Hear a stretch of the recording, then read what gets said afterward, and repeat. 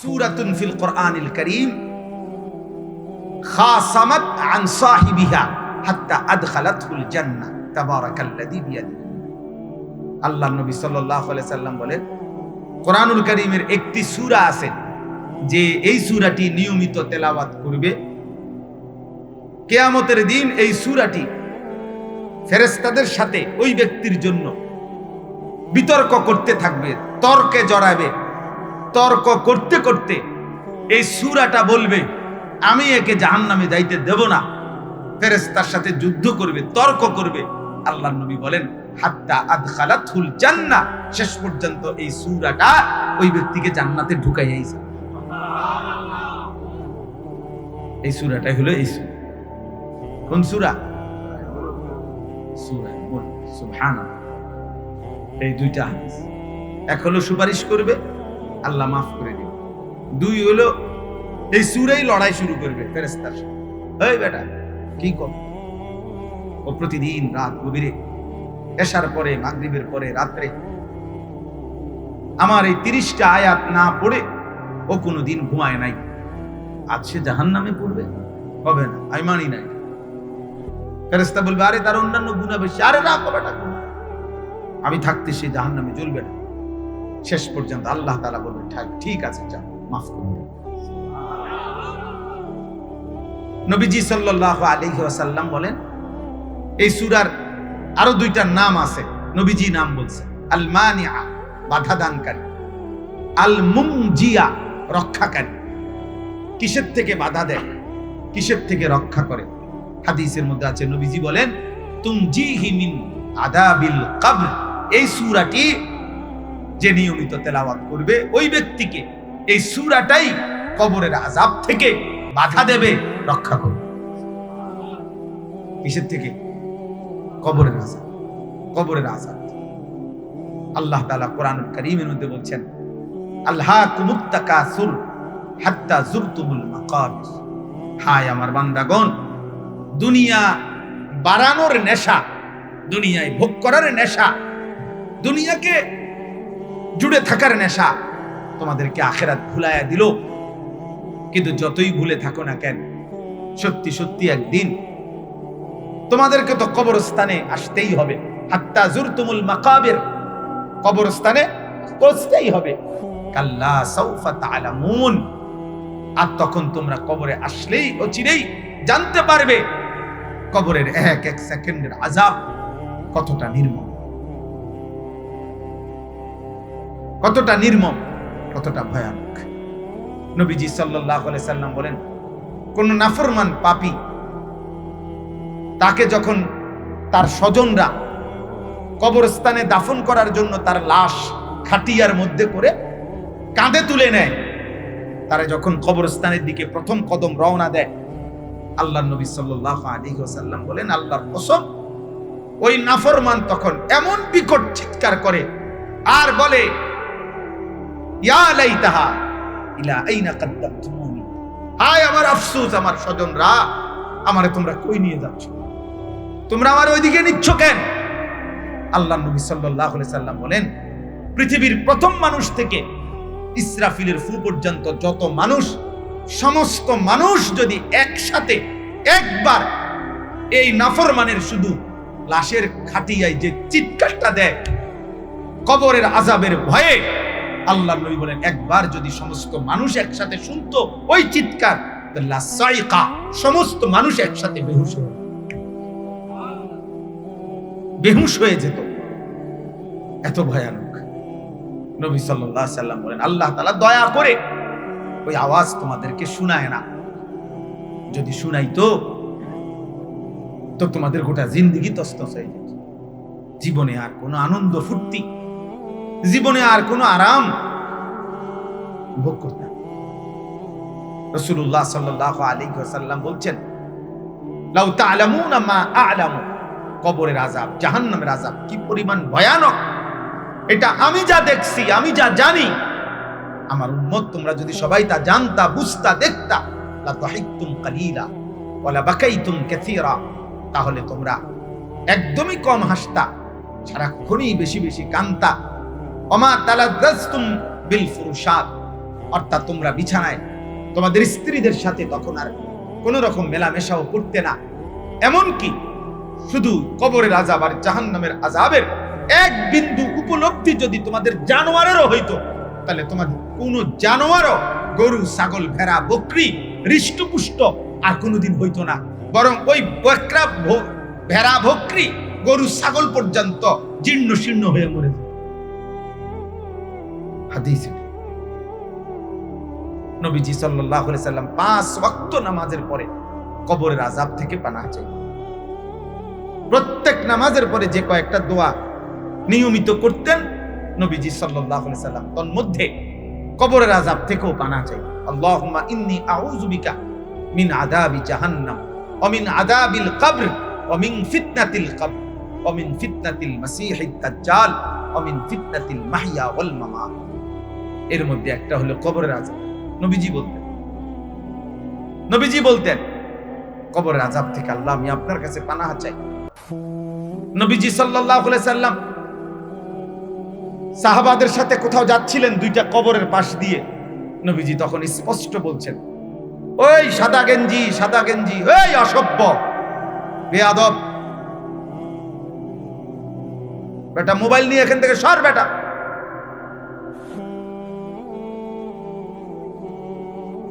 বাইরে, বেটা।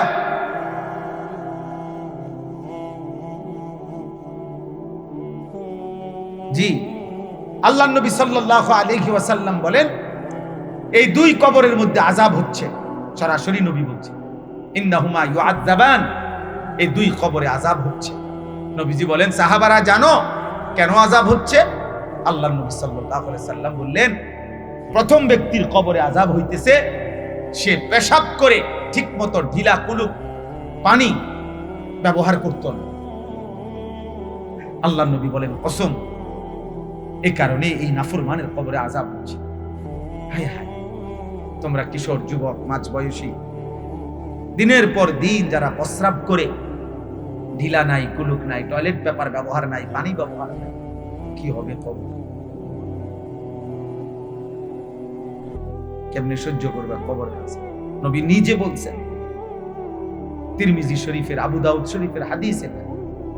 নবীজি বলছেন তার কবরে আযাব হচ্ছে এই কারণে যে সে প্রস্রাব থেকে নিজেকে ঠিকমতো পাক রাখত, ঢিলা কুলুক পানি ব্যবহার করত। তাইলে যারা এই শুধুমাত্র পেশাব করেই আবার হাঁটা শুরু করে চলে যায়, তো কোথায় টয়লেট পেপার, কোথায় পানি?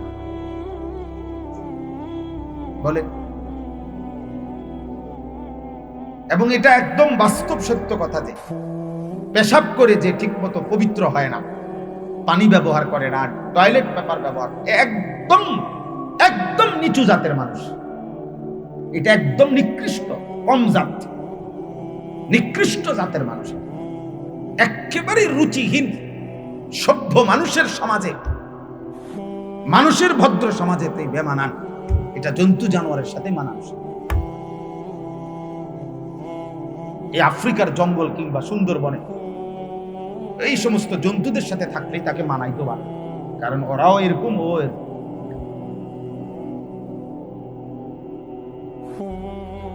এই জন্য একদম নিচু জাতের, রুচিহীন, নিকৃষ্ট রুচির মানুষ যে একদম কম জাত, নিম্ন শ্রেণী, এটা তার চরিত্র। যে প্রস্রাবের দুর্গন্ধ নিয়ে প্যান্টের মধ্যে, লুঙ্গির মধ্যে চলতে থাকে, এটা নিশ্চিত টয়লেট পেপার ব্যবহার না করলে নিশ্চিত একেবারে পৃথিবীর যেই কোনো ডাক্তারের জিজ্ঞাসা করলো, পুরুষ সৃষ্টিগতভাবেই তার পেশাবের ফোঁটা, আল্লাহর সৃষ্টিতেই তার পেশাব একবারে শেষ হয় না, একটু সময় অপেক্ষা করলে 2-4 ফোঁটা প্রস্রাব থেকেই যায়। এটা টয়লেট পেপার ব্যবহার করলে শুষে নেয়, এরপরে পানি ব্যবহার করলে পবিত্র হয়ে যায়। ইসলামের সমস্ত বিষয় বিজ্ঞানসম্মত, বাস্তবসম্মত, যুক্তিসম্মত। অযৌক্তিক, অবাস্তব, অবৈজ্ঞানিক কোন বিধান ইসলামের মধ্যে নাই। যা কিছু সুন্দর, সার্বজনীন, যা কিছু সারা বিশ্বব্যাপী মানানসই, সেটাই ইসলামের বিধান। রাসূলুল্লাহ সাল্লাল্লাহু আলাইহি সাল্লামের সৌন্দর্য পৃথিবীর কেউ প্রমাণ করতে পারে নাই যে নবীজির একটি বিন্দু নড়া চড়া উঠা বসা, নবীজির খাওয়া পড়া, পেশাব পায়খানা, ওযু গোসল, ঘুম আহার নিদ্রা, নবী সাল্লাল্লাহু আলাইহি সাল্লামের কোনো কিছুতে এক বিন্দু অসুন্দর এটা গোটা 1450 বছরে কোন বেঈমানও আজ পর্যন্ত প্রমাণ করতে পারে। তাহলে অতএব বাবা, ছেলেরা অনেক ছেলে, তোমরা মানুষ হও বাবা, সুন্দর হও, ভদ্র হও। বেঈমান মুশরিকের মতো চুল কতগুলো ফিরাইলে এটারে সুন্দর বলে, এটা পৃথিবীর কোনো পাগলও বলে নাই, কোনো ছাগলও বলে নাই, কোনো মাথা খারাপ তার সিরা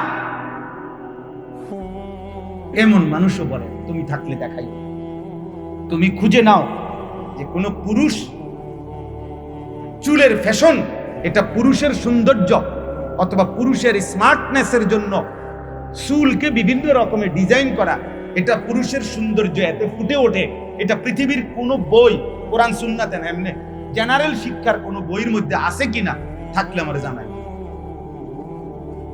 পৃথিবীর কোনো আধ পাগল ফুল পাগলও এই কথা বলে। চুলের সৌন্দর্য হলো নারীর, নারীর চুল শোভা, নারীর কি চুল শোভা। চুলের জন্য পৃথিবীতে নারীর চুলের মধ্যে অনেক সৌন্দর্যতা, মায়া, আকর্ষণ সেটা থাকতে পারে, সেটা ভিন্ন বিষয়। তাহলে তোমার শরীর নাফাক, পেশাব করে পানি নাও না, তো তুমি নিজেকে হ্যান্ডসাম চুল দিয়া মনে করলে এটা সম্পূর্ণ বিকৃত বুদ্ধি, দিমাগ। কে তোমারে বুঝাইলো এটা? তুমি গবেষণা করো, তুমি দেখো, ফেসবুকে খুঁজে নাও, পাও কিনা, ইউটিউবে সার্চ করো, বা কোথাও পাইলে দেখো। আল্লাহ তাআলা আমাদেরকে বোঝার তৌফিক দান।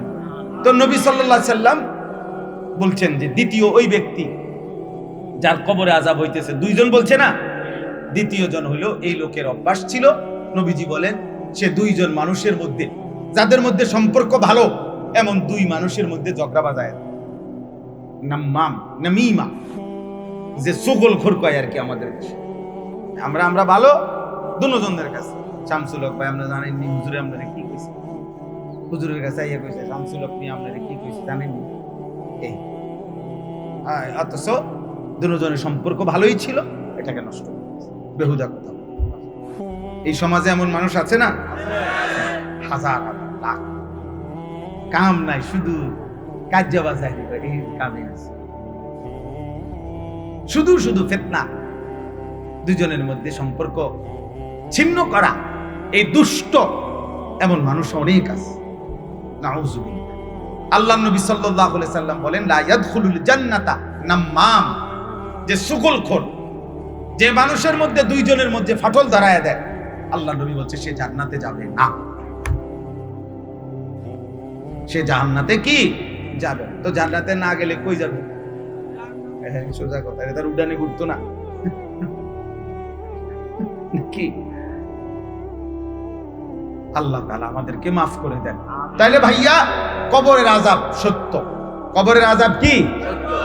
কোরআনুল কারীমের মধ্যে মাকাবির বলে কবরের কথা আল্লাহ বলছেন। রাসূলুল্লাহ সাল্লাল্লাহু আলাইহি সাল্লাম বহু হাদিসে কবরের আযাব এটা বলছেন। আর এই সূরাটা এই ব্যক্তিকে কবরের আযাব থেকে রক্ষা করবে। এজন্য যাদের অভ্যাস আলহামদুলিল্লাহ কোরআন শরীফ যারা পড়েন নিয়মিত, আপনারা প্রত্যেক দিন রাতে চেষ্টা করবেন, এই মাত্র 30 আয়াত 3-4 মিনিট সময় লাগবে, এই সূরাটা সূরা মুলক 67 নম্বর এই সূরা পড়ার চেষ্টা করবেন। আল্লাহ তাআলা তৌফিক দান করেন, আল্লাহ আমাদেরকে কবুল করে নেন। এবার আর লম্বা ব্যাখ্যা ছাড়া 1 মিনিটে শুধু তরজমাটা বলি। আল্লাহ তাআলা বলেন তাবারাকাল্লাযী বিয়াদিহিল মুলক ওয়া হুয়া আলা কুল্লি শাইইন কাদির। উচ্চ মহান মহিয়ান গরিয়ান আল্লাহ তাআলা, যার হাতে সমস্ত কিছুর মালিকানা এবং সবকিছুর উপরে যিনি একই মুহূর্তে পরিপূর্ণ সর্বশক্তিমান। এই সৃষ্টির যা কিছু আমি জানি, বুঝি অথবা বুঝি না, আমরা জানি বা দেখি না, বা দেখি, উপলব্ধি করি বা না করি, সবকিছু এই কায়নাতের 7 আসমানের ঊর্ধ্বে 7 তবক জমিনের নিচে সবকিছুর একক মালিকানা কার হাতে? তিনি সুমহান, তিনি তাবারাকা তাআযামা ওয়া তাআলা, তিনি সুউচ্চ সুমহান। আল্লাহ তাআলা বলেন, এবং সবকিছুর উপরে তিনি একই মুহূর্তে পূর্ণ শক্তিমান। 7 আসমান যখন তিনি নিয়ন্ত্রণ করে, 7 তবক জমিন তখনই নিয়ন্ত্রণ। আল্লাহ তাআলা উপরে যখন রিজিক দেয়, তো নিচে তখনই কি দেয়? রিজিক। হিমালয় পর্বতের চূড়ায় প্রাণীকে যিনি রিজিক দেয় যেই মুহূর্তে, ওই একই মুহূর্তে আটলান্টিক মহাসাগরের নিচে যেই প্রাণী, তাকেও তিনি রিজিক। মানুষের মুখে যিনি লোকমা দেয়, কোটি কোটি কোটি কোটি জন্তু জানোয়ারের মুখেও ওই মুহূর্তে তিনি লোকমা তুলেন। এজন্য তিনি একই মুহূর্তে সর্বশক্তিমান, সবকিছু। আল্লাযী খালাকাল মাউতা ওয়াল হায়াতা লিয়াবলুয়াকুম আইয়ুকুম আহসানু আমালা। আল্লাহ তাআলা বলেন, তিনি আল্লাহই মৃত্যু সৃষ্টি করেছেন। প্রতি মুহূর্তে যারা মৃত্যুবরণ করছে, প্রতিদিন প্রতিক্ষণ, এই মৃত্যু আল্লাহর সৃষ্টি। মৃত্যু আল্লাহর কি? আপনি আমি বুঝেন না আর কি, যে মৃত্যু এবার জীবিত ছিল, মরে গেছে। হ্যাঁ, আল্লাহ তাআলা এই মৃত্যু আল্লাহ সৃষ্টি করেন। মৃত্যু যে রূহের বাঁধন, এই দেহ থেকে বিচ্ছিন্ন হয়ে যাওয়া, বিচ্ছিন্ন করে দেওয়া রূহের, তো এই বাঁধন আল্লাহ তাআলা জোড়া রাখলে হায়াত হয়। মানে রূহের বন্ধন দেহের সাথে যদি সম্পৃক্ত থাকে, তো সেটাকে বলে জীবন। আর এই রূহের বন্ধন যদি দেহ থেকে আলাদা করে ফেলে, তো এটাকে বলে মৌত। আল্লাহ বলেন, রূহটাকে এই দেহের সাথে বাঁধিয়ে রাখি, মিলায়া রাখি, এটাও আমি করছি। রূহটাকে দেহ থেকে আলাদা করে মৃত্যু দিচ্ছি, সেটাও আমিই করছি। আল্লাহ বলেন, একদিকে জীবনের আয়োজন, একদিকে মৃত্যুর আয়োজন। একদিকে কেউ মরছে, আরেকদিকে মায়ের পেটে নতুন সন্তান জন্ম নিচ্ছে। আল্লাহ তাআলা বলেন, এই যে জন্ম মৃত্যুর আয়োজন, এই যে মৃত্যু এবং জন্মের আয়োজন প্রতি মুহূর্তে মুহূর্তে আমি করছি, সৃষ্টি করছি। কেন? আল্লাহ তাআলা বলেন, একটাই উদ্দেশ্য, আমার জমিনে হায়াত পেয়ে, জীবন পেয়ে আমার কোন কোন বান্দা আমি আল্লাহর জন্য সুন্দর আমল করে, আমি আল্লাহ প্রত্যেকের আমলের সৌন্দর্য দেখার জন্য আমি আল্লাহ এই জীবন দিচ্ছি, এই মৃত্যু দিচ্ছি। সুবহানাল্লাহ। তাই রে দোস্ত, নাটক দেখার জন্য না, নর্তকী দেখার জন্য না, উলঙ্গ ছবি দেখার জন্য না, সুদের টাকা, কিস্তির টাকা, হারামের টাকার জন্য আব্বা এই দুনিয়া সাজাইবার জন্য আল্লাহ তাআলা আমাদেরকে জীবন দেয় নাই। 60 বছর, 50 বছর, 70 বছর, এই অল্প কয়েকদিনের এই জীবন আল্লাহ আমাদেরকে দিয়েছেন শুধুই আখিরাত সাজাইবার জন্য, আমল সুন্দর করার জন্য, আল্লাহ তাআলা রাজি খুশি সন্তুষ্টি অর্জন করার জন্য। আল্লাহ আমাদেরকে তৌফিক দান। হায় মুসলমান, কত যুবক, কত কিশোর, কত বয়স্ক বাবা, কত মাঝ বয়সী, কত পর্দার আড়ালের মা বোন, দিনের পর দিন আপনারা মনেও নাই, ছেলেরা তোমাদের মনেও নাই নামাজ কখন পড়তে হয়, হালাল হারাম কেমনে মানতে হয়, আল্লাহর হুকুমের উপরে কেমনে চলতে হয়। এমন বেখেয়াল, খামখেয়ালি, এমন গাফলত একজন মুসলমানের জন্য সাজেন, মানায় না, উচিত না রে। আপনার জীবন তো জানোয়ারও ভোগ করে রে। ভাত মাছ আর এই ফুর্তি, লজ্জাস্থানের এই চাহিদা, শাহওয়াত, হারাম চাহিদা, এ তো জানোয়ারের, কুত্তা বিলার উপর, এ তো তেমন আহামরি কিছু না। মানুষ হও, নওজোয়ান ইনসান হও, আল্লাহকে চেনো, আখিরাত চেনো, নিজের খবর চেনো, নিজের ভবিষ্যৎ চেনো। আমি প্রতিদিন বলি, তুমি যদি তোমারে মনে না রাখো, খেয়াল না রাখো, এই পৃথিবীর কারো হাতে সময় নাই তোমারে নিয়ে ভাবার। কোন দুষ্ট চরিত্রহীন, কোন মদখোর, নেশাখোর, গাঁজাখোর, কোন নারী লোভী, জিনাকার, ব্যভিচারী মোবাইলে অশ্লীল দৃশ্য দেখে, নাচ দেখে, উলঙ্গ দৃশ্য দেখে, যে নারী বেহায়া, বেপর্দা, চরিত্রহীন, আহা, ওই বোন, ওই মেয়ে, ওই ছেলে, ওই পুরুষ, আরে না ফরমান, তোমারে নিয়ে ভাববার মতো সময় কারো হাতে নাই, সবাই ব্যস্ত। তুমি পৌঁছতে পৌঁছতে যদি গন্ধ ছুটে যায়, হইতে যদি গন্ধ ছুটে বেটা, দুর্গন্ধ, তবুও তোকে ফেরাবার মতো টাইম অধিকাংশ মানুষের হাতেই নাই বেটা। অল্প কিছু মোল্লা মৌলবী অল্প কিছু ইমাম, খতিব, বক্তা, পীর, বুজুর্গ এখনো অল্প ওনারা চিৎকার চেঁচামেচি করে, ওনারা একটু আহাজারি করে আর কি।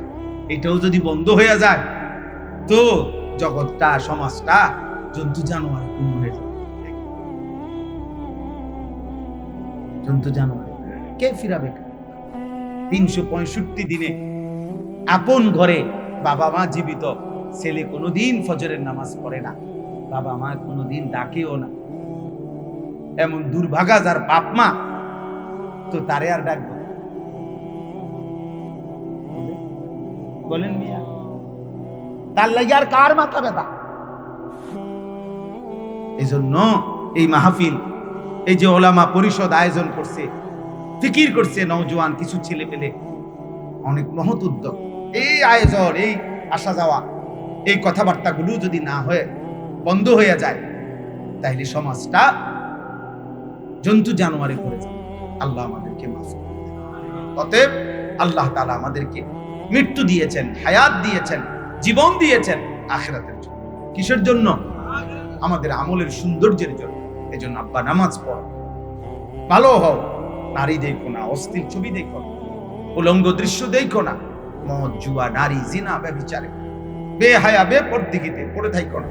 বয়স্ক বাপ হারাম রোজগার করেন, হারাম দিয়ে সুদ কিস্তি দিয়া ছেলে ফেলে জি ফুতের চাহিদা পূরণ করেন।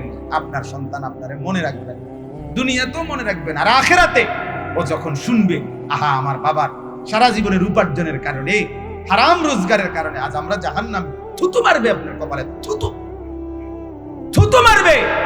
সন্তান আল্লাহরে বলবে, আল্লাহ আমার সুদখোর আব্বার কপালে থুতু মারি, তার কপালে থু, তার কপালে। পরে আমি বলছি নি ওই আমার সুদে কিস্তিতে আমারে বড় করতে, আমি বলছি নি তার থু, তার কপালে। হারামখোর। হ্যাঁ হ্যাঁ, থুতু মারবে, থুতু পায়ের নিচে ফেলাইয়া বেইজ্জতি করবে। আল্লাহ নবী সাল্লাল্লাহু আলাইহি ওয়াসাল্লাম বলছেন, হারাম দ্বারা যত শরীর বেড়ে ওঠে একটাও জান্নাতে যাবে না। নবীজি বলছেন হারামের দ্বারা, হারাম তো সুদ হারাম, কথা কয় না, কিস্তি হারাম, ঘুষ হারাম, ওজনে কম দেওয়া হারাম, অবৈধ উপার্জন করা হারাম। তো এটির দ্বারা যে ফ্যামিলি বড় হয়, ওটা ফ্যামিলি খায় না এর থেকে। তো এগুলো সবাই বড় হইতেছে কিসের উপরে? তো এই সবগুলোর জন্য জান্নাত হারাম। ফাইন্নাল্লাহা ইউযিল্লু মান ইয়াশা ওয়া ইয়াহদি মান ইয়াশা। আল্লাহ তাআলা বলেন, নিশ্চয়ই আল্লাহ তাআলা যাকে চান তিনি তাকে গোমরাহ করেন, পথভ্রষ্ট করে দেন, আবার তিনি যাকে চান হেদায়েত দিয়ে থাকেন। ফালা তাযহাব নাফসুকা আলাইহিম হাসারাত। অতএব হে নবী, আপনার বলার পরেও, বারবার চেষ্টার পরেও কেউ কালেমা গ্রহণ করছে না কেন? এই আফসুসে আপনি নিজেকে শেষ করে দিয়েন। আপনি মেহনত করেন, বলেন, বাকি আপনি কারো করে এইভাবে যে কেন সে ঈমান আনতেছে না, এই অস্থিরতায়, এই পেরেশানিতে নিজেরে নিজে ধ্বংস করে দিয়ে আপনি মেহনত করেন, বলেন। এই জন্য নবী সাল্লাল্লাহু আলাইহি সাল্লামকে পর্যন্ত আল্লাহ তাআলা এই কথাটা বলেছে যে হেদায়েত আমি দিয়ে থাকি, ফয়সালা আমার হাতে। ফালাউ শাআ লাহাদাকুম আজমাইন। আল্লাহ তাআলা বলেন, যদি আল্লাহ চাইতেন তো তোমাদের সকলকেই তিনি ইচ্ছে করলে হেদায়েত দিয়ে দিতে পারতেন। আল্লাহ চাইলে সেটা সম্ভব। ওয়ালাউ শাআ রাব্বুকা লাআমানা মান ফিল আরদি কুল্লুহুম জামিআ। তোমার রব আল্লাহ যদি চান তো জমিনের সকলকেই তিনি হেদায়েত দিতে পারেন, সবাই ঈমান আনতে পারে। আল্লাহ চাই। ওয়ালাউ শি'না লাআতাইনা কুল্লা নাফসিন হুদাহা। আল্লাহ বলেন, আমি চাইলে সকলকেই দুনিয়ায় থাকতে হেদায়েত দিয়ে দিতে পারতাম। তাইলে এই সবগুলো আয়াতের কথা একটাই, যে মূলত ফয়সালা এককভাবে কার হাতে? আল্লাহ। আমাদের শুধু বলে যাও, কাজেই কোনো জনপ্রিয়তা দিয়ে কিচ্ছু আসে যায় না। কোনো বক্তার ওয়াজে শ্রোতা বেশি হইছে, কোনো বক্তার ওয়াজে শ্রোতা কম হইছে, মানুষ হইছিল গেছে গা, এগুলো সঙ্গম কথা, বেহুদা কথা। এগুলা ফিকিরে রাখাও ঠিক না। আয়োজক ওয়ালাদেরও মাথায় এটা থাকা উচিত। মাকসাদ উম্মতের পরিবর্তন। 1 কোটি মানুষ হইল, সবাই বন খাইতে খাইতে, বিড়ি খাইতে খাইতে, বুট বাদাম খাইতে খাইতে চলে গেছে যার যার পথে যাচ্ছে। তো আপনার অর্জন কি? মানুষ আইছে, মানুষ গেছে, জোয়ার আসছে, ভাটা আসছে, শেষ।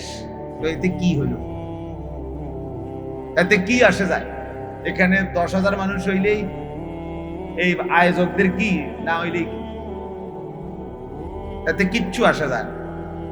এই জন্য এই মানসিকতাটা, যেমন বক্তাই শুধু দাওয়াত দিতে হবে, যার ওয়াজে শ্রোতা হয়, মানুষ বেশি। এত মানুষ বেশি কি মানুষ তখন বেশি হয়েছে, তাই আর কি? এখন যেই বক্তা বসতে ওয়াজ করতে, ওনার কবর আযাব মাপ, আপনাদের কবর আযাব মাপ, ওনার আয়োজকদের কবর আযাব মাপ, তার লাভ হয়েছে। জন্য এটা বড় বিষয়। বড় বিষয় হলো পরিবর্তন, বড় বিষয় হলো জিন্দেগি সুন্দর হওয়া। এইটা মাকসাদ চেঞ্জ করা, সুন্দর করা। ইন্নামাল আমালু বিন্নিয়াত ওয়া ইন্নামা লিমরিইম মা নাওয়া। আল্লাহর নবী সাল্লাল্লাহু আলাইহি ওয়াসাল্লাম বলেন, সমস্ত কাজের ফলাফল নিয়তের উপরে নির্ভরশীল। অতএব প্রত্যেক ব্যক্তি তাই পাবে যা সে নিয়ত করেছে, যা সে নিয়ত করেছে। এজন্য ব্যক্তি জনপ্রিয়তা, খ্যাতি, মোহ, এটার দিকে চিন্তা না করে। আমার আখিরাত দরকার, আমার আল্লাহ তাআলার সন্তুষ্টি দরকার, আল্লাহ তাআলার রাজি খুশি দরকার, এটা দরকার। অতএব সবার কাছে এটা কথা, প্রতিনিয়ত আল্লাহর কথা শুনতে থাকা, আল্লাহর দিকে আন্তরিকতা ফিরে থাকা। আল্লাহ, হেদায়েত আপনার হাতে, তৌফিক আপনার হাতে, রুশদ আপনার হাতে, সঠিক সিদ্ধান্ত নেওয়া, জীবন সুন্দর চালানো আপনার হাতে। যেন নবীজি সাল্লাল্লাহু আলাইহি ওয়াসাল্লাম দোয়া করতেন, আল্লাহুম্মা ইন্নী আসআলুকাল হুদা ওয়াত তুকা ওয়াল আফাফা ওয়াল গিনা। আল্লাহ, আমি আপনার কাছে হেদায়েত চাই, তাকওয়া চাই, চরিত্রের পবিত্রতা চাই। আপনি দুনিয়ার প্রতি বিমুখ হয়ে যেটুকু দিয়েছেন এটুকুর উপরে সন্তুষ্টি চাই। এইভাবে নবীজি দোয়া করতেন, আল্লাহুম্মা আসলিহ লি শা'নি কুল্লা। আল্লাহ, আমার জিন্দেগীর সবগুলো বিষয় আপনি ঠিক করে দেন। ওয়ালা তাকিলনি ইলা নাফসি তারফাত আইন। আল্লাহ, আমাকে 1 সেকেন্ডের জন্য, 1 পলকের জন্য আমারে আমার নিজের দিকে ফিরায় দিয়েন, যে আমি আমার মতো চলি এমন যেন 1 মিনিটও না, বরং আমি যেন আপনার মর্জি মতো চলি, আপনার রাজি খুশি মতো চলতে পারি। নবীজি দোয়া করতেন, এভাবে নবীজি দোয়া করতেন। তাহলে আল্লাহ তাআলার কাছে থেকে ফয়সালা আসে। আল্লাহ চাইলে মাঝখানে মনে করেন এখানে একটা কল্পনা করেন, এখানে ইব্রাহিম আলাইহিস সালাম, ইব্রাহিম নবী, তাই মনে করেন এখানে উনি দাঁড়ানো, তো ওনার ডানে বামে 2 জন, ডান দিকে ধরেন ওনার আব্বা আজর, আর বাম দিকে ধরেন ওনার ছেলে ইসমাইল, তো মাঝখানে ইব্রাহিম। এই ইব্রাহিম আলাইহিস সালামেরই দাওয়াতে 1000 লক্ষবার বলার পরেও ওনার আব্বা আজর কালেমা পড়ে না। আবার এই ইব্রাহিম আলাইহিস সালামেরই একবার বলছে শুধু ছেলেটাকে, আব্বা, আমি স্বপ্নে দেখছি আল্লাহর হুকুমে তোমাকে জবাই করছি, তুমি কি কও? ছেলেটা বলছে, আমি 1 কথায় আল্লাহর ফয়সালায় রাজি। তাহলে সে 1 কথাই ইমানদার, সে লক্ষ কথাই ইমানদার না। অথচ ব্যক্তি তিনি একজন, ইব্রাহিম আলাইহিস সালাম উনি। তাহলে মূলত ফয়সালা কার হাতে? আল্লাহর হাতে। যদি ইব্রাহিম আলাইহিস সালামের নিজের হাতেই থাকতো, তাহলে বাপ ফুত ওনার দুজনেই কি হইতো? দুজন হইতো না, দুজনেই ইমানদার হইতো। তাহলে বিষয়টা আল্লাহ তাআলার হাতে, আল্লাহ তাআলা দিয়ে থাকে। হযরত ঈসা আলাইহিস সালাম মায়ের কোলে, এই জন্ম লগ্নেই ছোট্টবেলায় মায়ের কোলে ঈসা আলাইহিস সালাম ওনার কওমের লোকদেরকে নিজের পরিচয় দিতে গিয়ে বলছে, আমার যত গুণ, যত বৈশিষ্ট্য সব আল্লাহ দিয়েছেন, আল্লাহ দিয়েছেন। ইন্নী আব্দুল্লাহ, আমি আল্লাহর বান্দা। ঈসা আলাইহিস সালাম মায়ের কোলের থেকেই কথা বলছেন। আতানিয়াল কিতাব, তিনি আমাকে কিতাব দিয়েছেন, ইনজিল। ওয়া জাআলানি নবিয়ান, আল্লাহই আমাকে নবী বানিয়েছেন। জাআলানি মুবারাকান আইনামা কুনতু, আমি যেখানেই যখন থাকি ওই জায়গা বরকতপূর্ণ হবে। আল্লাহ তাআলা আমাকে বরকতওয়ালা বানায় দিয়েছেন। এইভাবে উনি বলছেন, মানে আল্লাহ দিয়েছেন, আল্লাহ করেছেন, আল্লাহ করেছেন। তাহলে উত্তম যত আখলাক আল্লাহ দিয়ে থাকে, হেদায়েত আল্লাহ দেয়, সুন্দর জীবন পরিচালনা করা, আল্লাহর পথে চলা, আল্লাহর হুকুমের উপরে জীবনটা চালাইতে পারা, এটা আল্লাহ তাআলার বিশেষ দয়া। সেটা তিনি শুধু যাকে চান, আল্লাহ যাকে ইচ্ছে করেন, আল্লাহ যার ভালো চান, নবীজি বলছে ওয়াফিকুহু লিআমালিন সালিহিন ক্বাবলাল মাউত, আল্লাহ নিজে যার কল্যাণ করে, মঙ্গল করে যাক আল্লাহ, তো আল্লাহই তাকে মৃত্যুর পূর্বে নেক আমলের তৌফিক দেয়।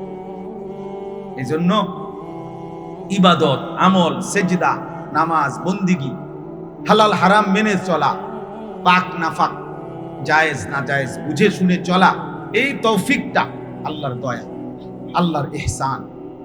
এমনিতে বাকিগুলো আল্লাহ এমনি জন্তু জানোয়ারের মতো সবাইকেই দেয়, গরু, ছাগল, কুকুর, বিড়াল, মানুষ, জিন, ইমানদার, কাফের, বেঈমান, হিন্দু, বৌদ্ধ, নাস্তিক, মুরতাদ, ইহুদি, খ্রিস্টান, সবাইকে আল্লাহ ভাত, মাছ, পেশাব, পায়খানা, স্ত্রী, সন্তান, দালান, বিল্ডিং, ভাত, মাছ, চাল, ডাল, ভোগ বিলাসিতা, এগুলো সবাইকে দেয়। এগুলো আল্লাহ জানোয়ারকেও দেয়, ইমানদার মানুষকেও দেয়, ইমানদারকেও দেয়, বেঈমানকেও দেয়। রিজিক আল্লাহ তাআলা ফেরাউনকেও দিয়েছেন, মূসাকেও দিয়েছেন। রিজিক আল্লাহ তাআলা নমরুদকেও দিয়েছেন, ইব্রাহিম আলাইহিস সালামকেও দিয়েছেন।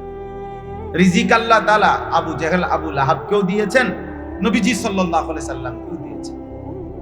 কিন্তু সেজদা, হেদায়েত, কালেমা, ঈমান, নামাজ, আল্লাহ তাআলার ভালোবাসা, আখিরাতের ভয়, জাহান্নামের ভয়, কবরের ভয়, নিজের জীবনটা আল্লাহ এবং তার রাসূলের মর্জি মতো চলা, এই ফিকির, এই মানসিকতা, এই যোগ্যতা, এটা আল্লাহ তাআলা স্পেশালি বিশেষভাবে যাকে দয়া করেন তাকে দিয়ে দেন। এজন্য বাবা এটা বোঝা উচিত।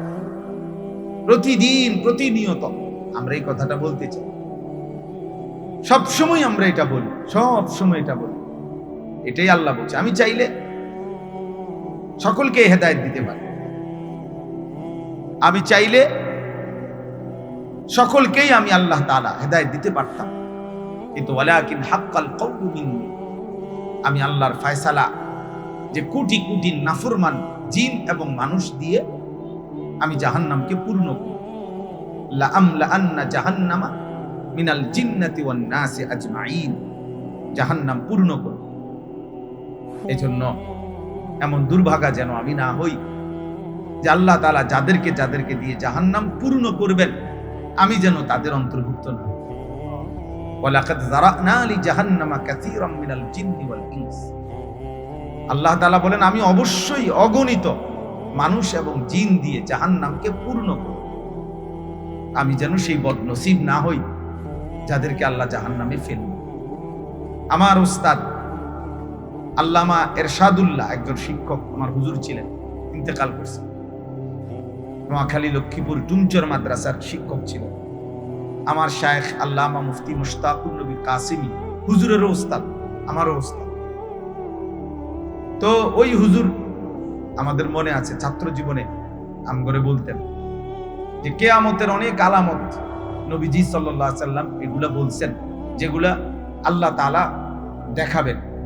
কিয়ামতের আলাম যেমন সন্তান মায়ের অবাধ্যতা করবে, স্ত্রীর আনুগত্য করবে, বাবাকে দূরে সরায় দিবে, বন্ধুকে কাছে টেনে নেবে, মানুষের আমানতকে খেয়ানত করবে, রাষ্ট্রের সম্পদকে লুণ্ঠন করবে, চুরি, মদ, জিনা, ব্যভিচার বেড়ে যাবে।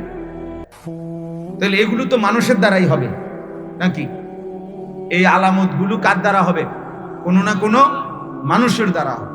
তো হুজুর এটা বলতেন সবসময় যে দোয়া করবা সব সময় যে আল্লাহ আমারে দিয়ে আপনি কোনো মন্দ আলামত কিয়ামতের আমারে দিয়ে দেখাইয়েন, আমার এমন দুর্ভাগা বানাইয়েন না যে আমি সেই সন্তান হইলাম যে মার নাফরমান, তো লোকে বলল কিয়ামতের আলামত। তো আমারে দেখে মানুষ বুঝলো। স্ত্রীর গোলামি করে, মার নাফরমানি করে, বাবার নাফরমানি করে, তো মানুষে শুনলে কইবো আরে কিয়ামতের আলামত। শেষ জমানায় রুমেবার কথা নবী বলছে। তাহলে আমাকে দিয়ে এটা কি হলো? উদাহরণটা এটা দুর্ভাগ্য না? তো হুজুর এটা বলতেন যে বাবা দোয়া করবা আল্লাহ যেন তোমাকে দিয়ে, যে আল্লাহ আপনি আমারে দিয়ে কোনো কিয়ামতের মন্দ আলামত আমারে দিয়ে দেখায়। নবীজি বলছে কিয়ামতের পূর্বে খুন বেড়ে যাবে, জেনা বেড়ে যাবে, মদ পান বেড়ে যাবে। তাহলে এগুলো যাদের দ্বারা হচ্ছে এখন, তো তারাই কি কিয়ামতের আলামত? এই বদনসিবকে দিয়ে আল্লাহ কিয়ামতের আলামত দেখাচ্ছে। দুর্ভাগ্য, এটা দুর্ভাগ্য। আল্লাহ তাআলা আমাদেরকে বুঝার তৌফিক দান। কোরআনুল কারীমের সূরা মুলক 29 নম্বর পারা, কোরআনুল কারীমের 67 নম্বর সূরা। সূরাটির নাম সূরা মুলক। এই সূরার মোট আয়াত হচ্ছে 30টা আয়াত। এই সূরার প্রথম 5টি আয়াত আমি এইমাত্র শুরুতে তেলাওয়াত করেছি। ইনশাআল্লাহ এই অল্প একটু সময়ে আমি এই 5টি আয়াতের উপরে অল্প একটু তরজমা শুনাইতে চাই। আল্লাহ তাআলা আমাদেরকে তৌফিক দান করেন। সূরা মুলক, এই সূরাটার নাম। কোরআনুল কারীমের 67 নম্বর সূরা, 29 নম্বর পারা। এই সূরার 30টা আয়াত, অত্যন্ত ফজিলতপূর্ণ সূরা। এই সূরাটা আমাদের প্রিয় নবী সাল্লাল্লাহু আলাইহি ওয়াসাল্লাম এই সূরার সাংঘাতিক ফজিলত বলছেন। এই ব্যাপারে 2টা প্রসিদ্ধ হাদিস আছে তাফসীরের কিতাবে। হযরত আবু হুরায়রা রাদিয়াল্লাহু তাআলা আনহু থেকে বর্ণিত, নবী সাল্লাল্লাহু আলাইহি ওয়াসাল্লাম ইরশাদ করেছেন, ইন্না সূরাতান ফিল কুরআনিল কারীম 30 আয়াতান শাফাআত লিসাহিবিহা হাত্তা গুফিরা লাহু তাবারাকাল্লাযী বিয়াদিহি। কোরআনুল কারীমের মধ্যে নবীজি বলেন 30 আয়াত বিশিষ্ট একটি সূরা আছে, যে তা নিয়মিত তেলাওয়াত করবে কিয়ামতের দিন এই সূরাটি ওই ব্যক্তির জন্য সুপারিশ করতেই থাকবে, এত বেশি পরিমাণ যে শেষ পর্যন্ত আল্লাহ তাআলা ওই ব্যক্তিকে মাফ করে দিবেন। সেই সূরাটি হচ্ছে সূরা মুলক। এই সূরাটি 30 আয়াত। হযরত আনাস রাদিয়াল্লাহু তাআলা আনহু থেকে বর্ণিত আরেকটি হাদিস। ছেলেরা, তোমরা যারা মোবাইল ভিডিও করছে তাদেরকে নিষেধ করো, নাহলে ধাক্কা দিয়ে বাইর করে দাও, গাঁট ধরে বাইর করে দাও।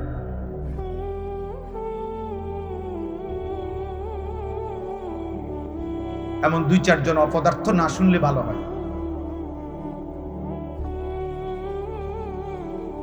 কিছু ছেলে থাকেই বেয়াদব, তাদের 24 ঘন্টাই বেয়াদব।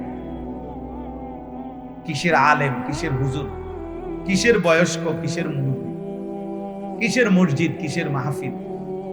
হাইওয়ান, এমন হাইওয়ান যে তার জীবন একরকম,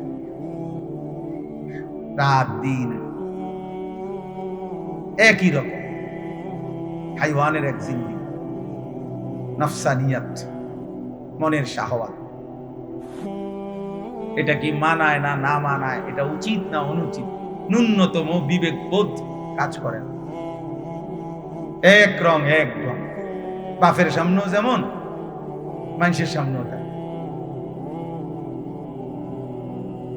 কোন দাড়ি টুপিওয়ালা হুজুরের সামনেও যেমন, সাধারণ মানুষের সামনে সব বরাবর, সব সারাক্ষণ এই মোবাইল, এই নাচে, লাফায়, পালায়, চটপুটি খায়, দুধ খায়, বাদাম খায়, মাতাল, নিজে নিজে নাচে, হাসে, ধাক্কা মারে, কাউরে লাথি মারে, কারো চুল ধরে টান মারে। এই এক জন্তু জানোয়ারের মতো ছিল। জীবনের কোন সুনির্দিষ্ট টার্গেট, কোনখান থেকে শুরু করবে, কোনখানে শেষ করবে, কিছুই জানে না। এটা অনেক বড় দুর্ভাগ্য বাবা। জীবনে যার কোনো সৌন্দর্য নাই, সময়ের কোনো ভাগবাটোয়ারা নাই। বুদ্ধিমান মানুষ সময় ভাগ করে চলে, সময়কে ভাগ করে। আমার খানা এতক্ষণ, নাস্তা এতক্ষণ, আমার অফিস টাইম এতক্ষণ, আমার উপার্জনের ফিকির এতক্ষণ। এইভাবে সময় নির্ধারণ না করলে নামাজের ওয়াক্ত হবে কেন? নামাজের সূচি হবে কেন?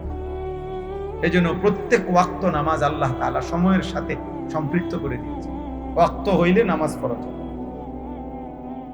এখন এই মুহূর্তে জোহরের নামাজ পড়া যাবে কেন? কেন? ওয়াক্ত নাই। এখন জোহরের কি না? ওয়াক্ত। এখন ফজরের নামাজ পড়া যাবে? তো সময়কে আল্লাহ তাআলা ভাগ করে দিয়েছে। সকাল, দুপুর, বিকেল, সন্ধ্যা, রাত, ফজর, জোহর, আসর, মাগরিব, এশা। ইন্নাস সালাতা কানাত আলাল মুমিনিনা কিতাবাম মাওকুতা। নিশ্চয়ই নামাজ আল্লাহ তাআলা বলেন মুমিনদের উপরে ফরজ করা হলো সময় হিসাবে। কি হিসাবে? সময় হিসাবে। সময় হিসাবে। সময়কে যে ধারণ করতে পারে, সময়কে যে ধারণ করে, অর্থাৎ সময়কে যে উপলব্ধি করে, তো সে জীবনে দুনিয়াতেও সফল হয়, আখিরাতেও সফল। দুনিয়াতেও যারা বড় হয় তারা নিজের হায়াত, নিজের সময়কে সর্বোচ্চ মেহনত এবং উদ্দেশ্য সাধনে আন্তরিক থাকে, ফলে একদিন না একদিন সফলতা ধরা দেয়। আবার ঠিক আখিরাতেও যে জাহান্নাম থেকে মুক্তি চায়, সে এই দুনিয়ার সময়টুকুকে এই পরিমাণ গুরুত্ব দেয়, তো হাসরের ময়দানে গিয়ে দেখবে আল্লাহ তাআলা তাকে জান্নাতের ঘোষণা। সময় আল্লাহ তাআলা সময়কে দিয়েছেনই আল্লাহকে ডাকার জন্য, আল্লাহর শুকর আদায়ের জন্য। লিমান আরাদা আন ইয়াযাক্কারা আও আরাদা শুকুরা। আল্লাহ তাআলা বলেন রাত্রি এবং দিন আমি বানাই পর্যায়ক্রমে, আমার বান্দারা যেন আমি আল্লাহর শুকর করতে পারে, আমার জিকির আদায় করতে পারে, আমার ইবাদত করতে পারে। এজন্য মানুষ মাত্রই হায়াতের কদর করা উচিত, সময়ের কদর করা উচিত। ৬০ বছর আল্লাহ যাকে হায়াত দিয়েছেন, তাকে আল্লাহ তাআলা একটা লম্বা সময় দিয়েছেন। এত লম্বা সময়ে জাহান্নাম থেকে যে মুক্তি পেল না, নিজেরে বাঁচাইতে পারলো না, বদনসিব। এই বুড়া একদম দুর্ভাগ্য, একদম দুর্ভাগ্য। এই জন্য মুসলিম শরীফের স্পষ্ট হাদিস, কিয়ামতের দিন ওই বুড়া মানুষ যে ৬০ বছর হায়াত পেয়েও নিজেকে জাহান্নাম থেকে বাঁচাইতে পারে নাই, আল্লাহর কসম নবী বলেন কিয়ামতের দিন ওই নাফরমান বুড়া আল্লাহর সামনে কোনো কথা বলার সুযোগ পাবে না। আ'যারাল্লাহু ইলা মরিইন, কোনো আপত্তি, কোনো উযর, কোনো কারণ দর্শাবে সুযোগ দিবে না। কোরআনুল কারীমের মধ্যে আছে, আল্লাহ তাআলা বলছেন আওয়ালাম নুআম্মির, প্রত্যেক মানুষের সময় হায়াত কিয়ামতের দিন আল্লাহ তাআলা তার বিরুদ্ধে দলিল হিসেবে পেশ করবে। বান্দা, আমার দেওয়া সময় তোমার হায়াত, বলো কোন ওয়াক্ত নামাজ যেটার এখন আমি হিসাব চাচ্ছি অথচ তোমাকে আমি সময় দেই নাই, সেটা তুমি বলো। তুমি বলো যে না আল্লাহ আমার জীবনে জোহরের ওয়াক্ত আসেই নাই, এখন আপনি আমার জোহরের নামাজের কথা জিজ্ঞেস করছেন কেন? ফজরের ওয়াক্ত আমার জীবনে কোনোদিন আসেই নাই, আমি কোনোদিন ভোর হইতে দেখি নাই, আমি জন্মলগ্নেই দেখছি দুপুর। এমন এমন বলার সুযোগ আছে? এজন্য হযরত কাতাদা রাদিয়াল্লাহু তাআলা আনহু তিনি বলতেন, ইন্না তুলাল উমর হুজ্জাতুন, প্রত্যেক ব্যক্তির লম্বা হায়াত তার বিরুদ্ধে দলিল। ফানাউযু বিল্লাহ আন নুআইয়ারা বিতুলিল উমর, তিনি বলতেন আল্লাহ আপনার কাছে পানাহ চাই, যেন হায়াত তো লম্বা দিলেন কিন্তু হাসরের ময়দানে লজ্জিত হলাম। এর থেকে আল্লাহ আপনি আমারে পানাহ চাই, এটুকু হায়াত দেন যেটুকু হায়াতে ঈমান আমলের সাথে আপনার বন্দিগি আর গোলামি করে পার করতে। আমার শায়েখ আল্লামা মুফতি মুশতাকুর নবী কাসিম হুজুর অনেক সময় বলেন যে আপনি মনে করেন একজনকে দোয়া করে দিলেন, আল্লাহ আপনার একবারে 300 বছর হায়াত দেন, আপনি তো এবারে লাগে 300 বছরের দোয়া করে দিলেন, তো এই 150 বছর 200 বছর এবারে যদি না মরে এই তার পরিবারটার কি অবস্থা হইবে? গুলামিয়ার মেয়ে কথা বলেন, বলেন বুঝেন নাই কথা? তার ফ্যামিলিটার দাম শেষ হয়ে যাবে না? শেষ বয়সে এই মানুষটা যদি 20 বছর 10 বছর অকর্মণ্য হইয়া বিছনায় পড়ে থাকে, এই মানুষটারে টানবে কি? তখন তো সে নিজের জন্য কষ্টকর, পরিবারের জন্য কি কষ্ট। তাহলে যেটুকু হায়াত পাইলে ইমানের সাথে, আমলের সাথে, আল্লাহর হুকুমের সাথে আল্লাহ কাটাইতে পারি, অতটুকুই দেন হায়াত, অতটুকুই দেন। এই জন্য আমাদের হযরত আল্লামা মুফতি মুশতাকুর নবী সাহেব সব সময় মুনাজাতের মধ্যে, দোয়ার মধ্যে বলে, আল্লাহ জিন্দেগীর শেষ নামাজটাও দাঁড়াইয়া মসজিদের জামাতে পড়ার তৌফিক দান। তার মানে হইলো এমন অচল বানাইয়েন না যে আর আপনারে দাঁড়াইয়া সেজদাও দিতে পারি না, নামাজও। তাহলে এই জন্য ছেলেদেরকে বললাম, বাবা সবাই আমরা বয়স্ক বাবা, পর্দার আড়ালের মা বোন, আমরা প্রতি মুহূর্তে আমাদের সময়, আমাদের পুঁজি, আমাদের ঘন্টা, মিনিট, সেকেন্ড, এটাই আমাদের মূলধন। আমরা যদি দুনিয়াও কিছু করতে চাই, ভালো কিছু, এই সময়ের মধ্যেই করতে হবে। আখিরাতেও যদি কিছু ভালো করতে হয়, আখিরাতেও যদি সফলতা অর্জন করতে হয়, এই সময়ের মধ্যেই। সময় আমাদের মূলধন। আজ-জামান আল ওয়াক্ত হুয়া রাসুল মাল। তাফসীরের মধ্যে আছে সময় প্রত্যেক মানুষের মূলধন, পুঁজি, পুঁজি, পুঁজি আর কি, মূলধন। আপনি মূলধনকে যথোপযুক্ত ভাবে ব্যবহার না করতে পারলে, খরচ না করতে পারলে, আপনি ব্যবসায় লাভবান হতেন। যে পুঁজি আড়াই এলায়, তার কপালে ফিসার বাড়ি ছাড়া আর কিছু। বুঝেন নাই কথা? ব্যবসায় কি রাখতে হয়? পুঁজি ধরে রাখতে হয়, পুঁজি খেয়াল রাখতে হয় যে আমার পুঁজি টিকবে কিনা, পুঁজি আছে কিনা।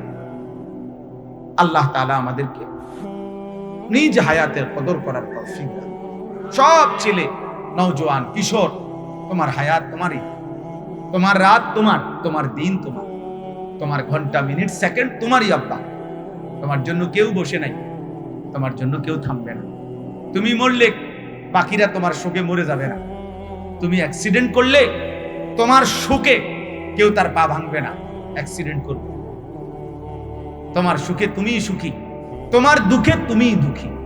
অতএব তোমার জাহান্নাম তোমারে বাঁচাইতে কেউ আসবে না, তোমার কবরের আযাব তোমারে বাঁচাইতে কেউ আসবে না, কেউ আসবে না। ওয়ালা ইয়াসআলু হামীমুন হামীমা ইউবাসসিরুনাহু। আল্লাহ তাআলা বলেন, দুনিয়ার সবচেয়ে প্রিয় বন্ধু, একেবারে কলিজার টুকরার বন্ধু, কিয়ামতের দিন সচক্ষে দেখবার পরেও ঘনিষ্ঠ বন্ধু আরেকজন বন্ধুকে একবারের জন্য কিছু জিজ্ঞেস করবে। ওয়ালা ইয়াসআলু, টোটালি জিজ্ঞেস করবে। আল্লাহ তাআলা ওয়া ইন তাদউ মুসকালাতুন ইলা হিমলিহা লা ইউহমালু মিনহু শাইউন ওয়ালাউ কানা দা কুরবা। আল্লাহ তাআলা বলেন, কেউ নিজের পাপের বোঝা তার সবচেয়ে নিকটতম আত্মীয়কেও যদি বলে, আমার সন্তান, আমার স্ত্রী, তুমি আমার সবচেয়ে আপন, আমার পাপের একটু বোঝা তুমি বহন করো, আল্লাহ তাআলা বলেন লা ইউহমালু, তার সবচেয়ে নিকটতম আত্মীয় তার পাপের এক বিন্দু বোঝা বহন করবে, বহন করবেন। আরে বেটা, বন্ধু নামের এই সঙ্গী যেগুলো, এগুলো তো পরের কথা। আপন স্ত্রী চিনবে না, আপন ছেলে মেয়ে চিনবে। ইয়াওয়াদ্দুল মুজরিমু লাউ ইফতাদি মিন আযাবি ইয়াউমিইদিন বিবানিহি ওয়া সাহিবাতিহি ওয়া আখিহি ওয়া ফাসিলাতিহি আল্লাতী তু'যি ওয়া মান ফিল আরদি জামিআ। আল্লাহ তাআলা বলে, প্রত্যেক পাপী, মুজরিম, প্রত্যেক নাফরমান কিয়ামতের দিন জাহান্নামের আযাব থেকে নিজেকে বাঁচাইবার জন্য আল্লাহকে বলবে, আল্লাহ আমার ছেলে মেয়েদেরকে জাহান্নামে দিয়ে দেন, আমারে বাঁচায়। আমার স্ত্রীকে জাহান্নামে দিয়ে দেন, আমারে বাঁচায়। আমার ভাই বোনদেরকে জাহান্নামে দিয়ে দেন, আমারে বাঁচায় দেন। আমার পুরা গ্রাম মহল্লা যাদের সাথে আমি চলছি ফিরছি, এরা সবাইরে জাহান্নামে দিয়ে দেন, আমারে বাঁচায় দেন। আল্লাহ এই পৃথিবীর সমস্ত মানুষকে প্রথম থেকে শেষ পর্যন্ত সকলকেই জাহান্নামে দিয়ে দেন, বিনিময়ে আমারে বাঁচায় দেন। আল্লাহ বলবে, কাল্লা, না না, হবে না। কাল্লা, না বান্দা, আজ তোমার পাপের বোঝা, তোমার আগুন, তোমার জাহান্নাম তোমাকে শুনতে। ইন্নাহা লাযা, জাহান্নামের লেলিহান ধাউ ধাউ আগুন এই মুহূর্তে তোমাকে ফেলা হবে। নাযাআতাল লিশাওয়া, আর প্রথম সেকেন্ডেই জাহান্নামের আগুন তোমার চামড়াগুলো খসে ফেলবে, তুলে ফেলবে। নাযাআতাল লিশাওয়া, এক সেকেন্ডে ভুনা ফ্রাই বানায় ফেলবে, ফ্রাই, চামড়া খসায় ফেলবে, চামড়া তুলে ফেলবে। আল্লাহ আমাকে মাফ করে দেন। আয় কারীম। এই জন্য রাসূলুল্লাহ সাল্লাল্লাহু আলাইহি ওয়াসাল্লাম বলছেন, হযরত আনাস রাদিয়াল্লাহু তাআলা আনহু থেকে বর্ণিত, নবী সাল্লাল্লাহু আলাইহি ওয়াসাল্লাম ইরশাদ করেছেন, আরেকটি হাদিস বলতেছিলাম,